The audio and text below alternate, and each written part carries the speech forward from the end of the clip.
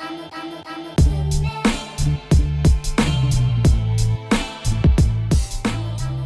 up, everyone? It's Coach Philippe, your head jiu-jitsu coach here at SPG Buford, and I'm going to show you guys how to tie your belt today. All right. There's actually a couple ways to tie your belt. There's the way I'm going to show you, which is probably the most simplistic. It's the way I tie my belt. There's also something called the super knot that some of the guys here do as well. Either one is fine. It's really a personal preference. I'm going to start you off with this one because, like I said, it's the easiest one to get started with and works just fine. Okay, so first things first, I want to make sure that my left lapel is over my right. Okay, so I'm always going to put the right one in, bring the left one over the top. If you have an SPG gi, especially this particular gi, it's easy to remember. It's just the patch side's always on the top, and that's pretty common in most gis as well. Okay.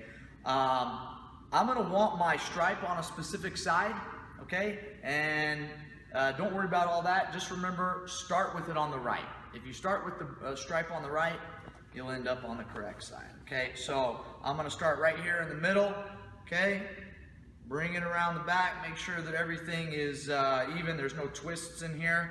I'm going to bring the right one across, and I'm going to bring the left side over the top of the right and underneath both layers of belt here. So I'm going to have two layers here. I'm going to bring it under both and just give it a little pull, make sure everything's even, looking good. Okay, now again, I'm going to bring the left across and the right over the left this time. All right, bring it up and under, and boom, done. Okay, now the stripe's going to end up on the left side, but just remember, start on the right, it'll end up on the left side. Okay, a couple other things before I let you go. Taking care of your belt. Okay, there's some old martial arts myths that you shouldn't wash your belt. If you wash your belt, you're washing out your knowledge. That's not based in science.